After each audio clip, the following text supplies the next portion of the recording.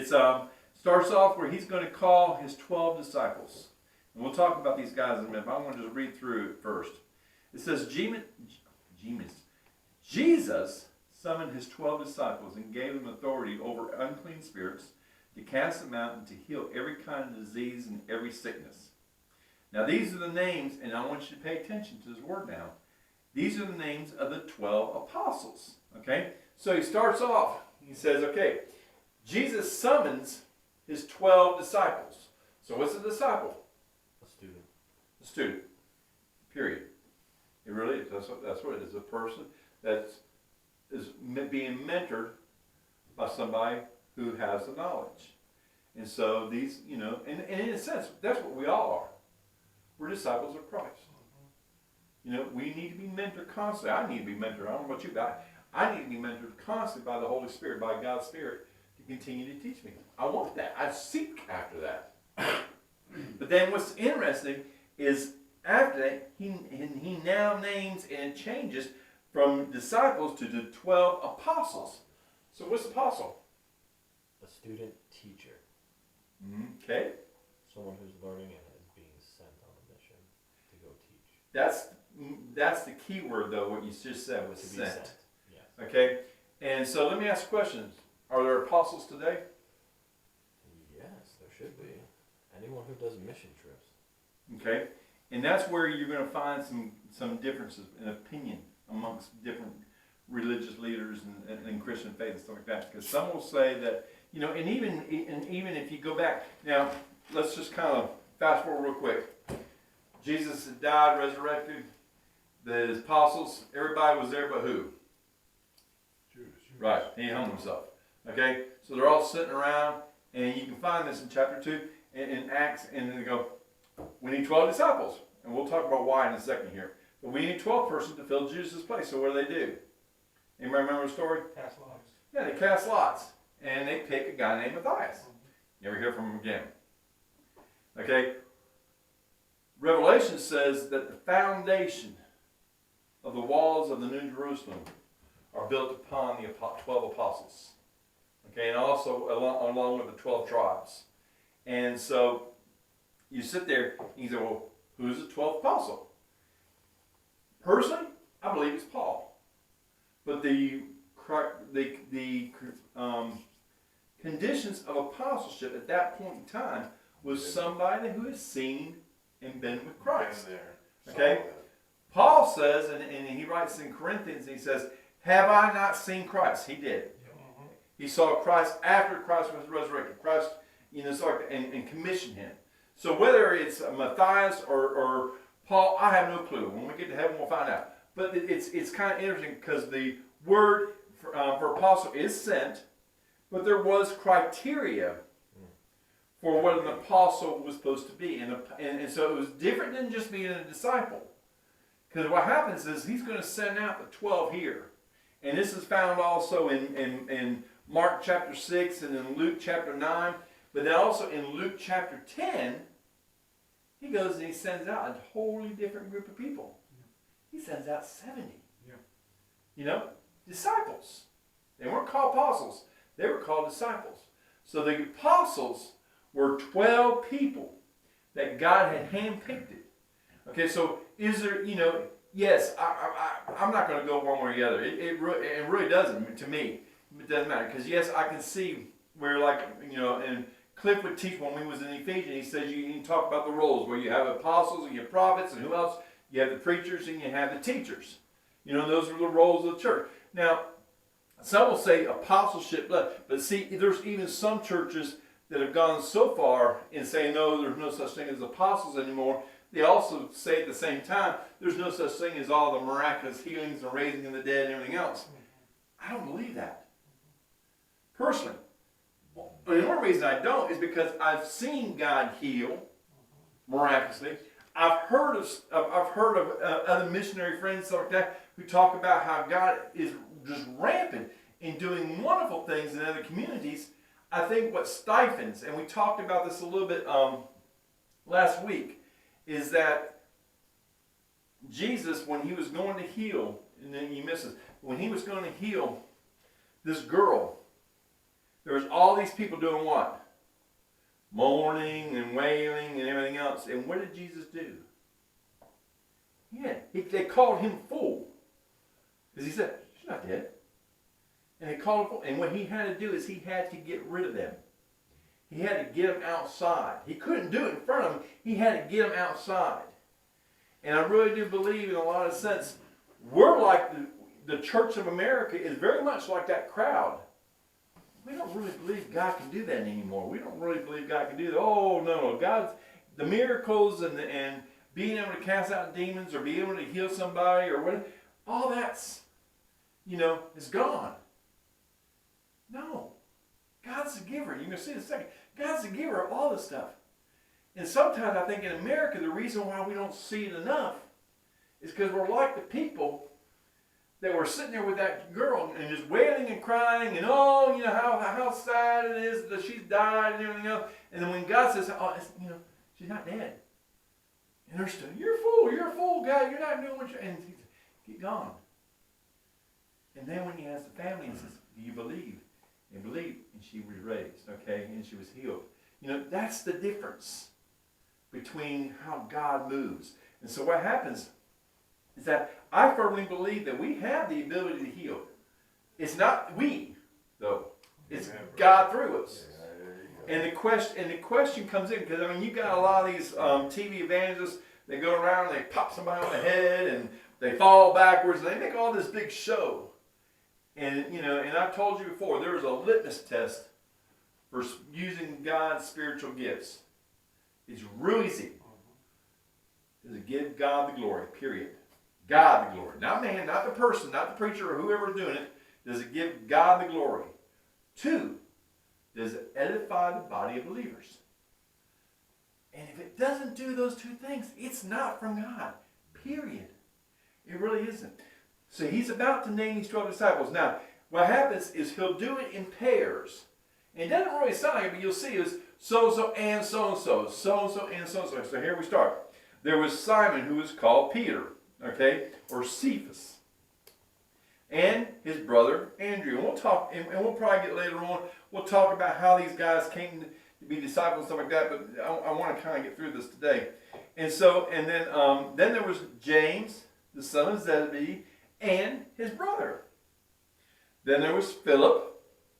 And we don't really, you really don't hear about Philip anymore in Matthew. And probably most of the Gospels, except for in John, you hear more about what Philip has said and things that Philip questioned at times. And then there was Bartholomew. I don't have a tough time pronouncing words today. It was also known as Nathaniel. Okay, so if you read if you're reading in John's Gospel, it talks about how Nathaniel, met Jesus and goes and tells, how Philip and goes and tells Nathaniel, and he's thinking, is there anything good that comes out of Nazareth? And when he sees, he goes, wow, you are the guy. So, that's who Bartholomew is. Then there's Thomas, and again, we don't know a whole lot about Thomas unless you read the Gospel of John, but what's Thomas known for? Yeah, not just one time either. It's like, Jesus is getting ready to go to Jerusalem, and he's already telling them that he's going to be, he's going to be crucified, captured, and prison, stuff like that. And Thomas goes, well, let's all get going, we'll all go to jail. It's kind of like, it's kind of interesting, but it's kind of interesting to see. Then there was Matthew, the tax collector, and the son of James, the son of Alphaeus. Again, we don't know who James is. And it's interesting, there's going to be several of these guys, as far as discipleship and knowing about these apostles, in the 4 Gospels and even in Acts, James here is also known as James the Less, so that some theologians believe that he was either a real small little guy or a very young little guy, okay? We know that John, the brother of James, they were called the son of the thunder, because they fought with each other. But John was also probably most likely a teenager. And then there was Thaddeus. And then there was Simon the Zealot. Now, who knows what a zealot was? Huh? That would be a fanatic. Yeah. Well, really, the actual Greek word for zealot means enthusiast. But they were pretty much, Josephus, who wrote a lot of the Jewish history, blames the zealots for actually causing the Rome to come in and destroy Jerusalem. Because they were just almost like a little militant arm Pushed too hard. of the Jews. Maybe The they study pushed, guide calls it a radical political party working for the violent overthrow of Roman rule in Israel. That's right.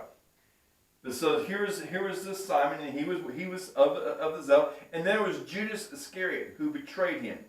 Now, like I said, when you get through this, you hear about Matthew in all four, in the three of the Synoptic Gospels. You don't hear much about Thomas except for in John, or Philip except for in John. But then there's, again, there's Bartholomew, there's James the Less, there's Thaddeus, and there's Simon the Zealot, and you don't hear anything about it. They'll say disciples approached them, but don't give their names. And I think it's a key point before we go further, just to remember, he picks 12. He prays for those 12. Go back to John chapter 17. He prays for those 12. He really focused in on those 12. Not only did he focus on those 12, but then he also took a handset out of the group, Peter, James, and John, and took them off to the side even more so than the rest of them. But it's kind of interesting to note that God, these were the men that God had picked and known. These were going to be his 12 disciples. Now, like I said, there was a lot of other disciples who followed Jesus. And you'll find out later on, and we'll see this, and it's also in the other Gospels, there was times when Jesus would talk about something like, you have to drink my blood and eat my body, and they go, this is too hard for us to accept, and they left. And we'll talk about that in one of the parables as we come up to it. But there were some who just disciples in the knowledge and mind, following you. We want to see, we love the signs, we love what you're doing and everything else, but they had a hard time truly accepting Jesus as the true Messiah. Jesus focused on these 12 to really do his commission after he dies. Okay? And they did, when you really sit down and think about it. Here's the interesting piece. Book of Romans. Who's it written to? Who wrote it? Paul. He writes it to who? To Gentiles in Rome. Guess what? He never went to Rome yet. He hadn't been to Rome when he writes the book of Romans. Starts out saying. Okay? That church in Rome was not one of the churches that Paul and Silas or Paul and Barnabas started. That was a church that was formed by another set of, we don't know who. By the time he gets there, the church has heard so much about Paul, it's kind of like, oh, Billy Graham's coming. He's an all-star. He was already an all-star in a sense, because the people heard about who Paul was, and Paul writes to them, and it's a beautiful, we studied Romans, and again, if you wasn't part of that when we studied it, go back and read it. But the church of Rome was already built, it already started, and it wasn't Paul that did it. So the apostles, the 12 apostles, and plus other disciples, went out. The persecution in Jerusalem was getting heavy. And so Jesus told them, before he rose, he said, I want you to go to Judea and all through the areas and to the ends of the world. And they stayed in Jerusalem. Like, okay, all right, if you're going to stay in Jerusalem, I'll take care of this. And the persecution came and they dispersed. And it started spreading all over the place. And then where even the Roman church was spread. So we don't know who, and you can go and you can do a Google and you find out all these little side stories of what happened to each of these disciples supposedly. None of that's written in the scripture. Right. But yet you'll see all what happened, who, Thomas went to India and that's fine. I don't know. I just know one thing, that when God called these 12, they were his 12 disciples, they were his 12 apostles that he commissioned not only to send out at this one particular time, but they were meant to really send out, and you'll see this in a second. So, as he goes, let's continue to read. Now, these 12, verse 5, Jesus sent out, after instructing them, do not go the way of the Gentiles. Do not enter the city of Samaritans. Okay, who are Samaritans? Anybody know? Because we're going to see Samaritans here later on also. They were like a sect. Okay, there was a good Samaritan. That's what It was like a sect of Judaism. Jordan was talking about on Sunday. Yeah.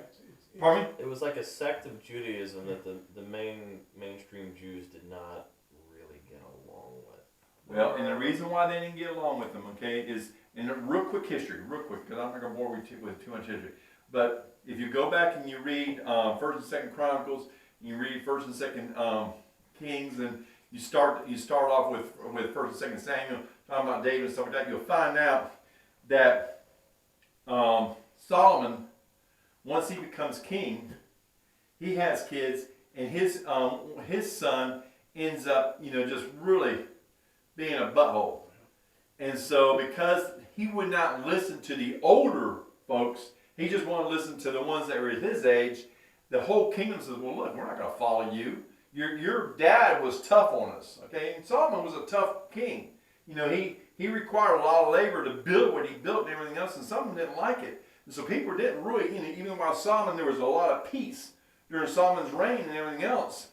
And he was a very wise king. He was also kind of a very difficult king to deal with. And so they were kind of tired of this, and they were kind of wanting, Jeroboam, I think his name is, to kind of relax a little bit. And no, he says, you think my dad was tough, I'm going to be tougher. And so the kingdom split. And so the kingdom split between the northern period, and they called that Israel. And guess what the capital was? Smyrna. And then there was the lower, closer to Egypt, the lower, which was Judah and Benjamin and those tribes. And that's the tribe of Judah, and that was the lower half. And that's where Jerusalem was at, and Bethlehem and stuff like that. Well, what happened is the Assyrian army, years and years and years later, hundreds of years later, they come in, and the northern kingdoms, which was, most of the tribes, they got dispersed. And what happens is the Samaritans, or the people around that Samaria area, they were Jews who intermarried with Gentiles. And so the Jews of the southern kingdom did not, were the pure Jews, supposedly, read Kings, and you'll find out how pure they were. But, they decided, no, we don't want nothing to do. And so what they would literally do is and I wish there's not a map, but basically, you have the Sea of Galilee up here, and you have this area which was once the northern kingdom, and they would literally go across the river Jordan. They would walk down and then come back, and they would go into Jerusalem to bypass this area, because they were just like, you talk about segregation and everything. It's just like they did not like these guys at all. Well, Jesus starts off, and his whole ministry was not just to, was for both Gentiles and Greeks, but his focus began with the Jews. And so he goes, he says, hey, look, when you go, do not go the way of the Gentiles, do not enter any of the cities of Samaritans. He will eventually, you'll see this, but rather go to the lost sheep of the house of Israel. Now, why are they lost? Straight away, brother. They strayed away, but not only did they stray away, but the religious leaders who were supposed to be the shepherds of those sheep were also not even being very good shepherds. And so, and as you go, preach, saying that the kingdom of heaven is at hand. Heal the sick, raise the dead, cleanse the lepers, cast out demons. Freely you have received, freely give. And that's the key piece there.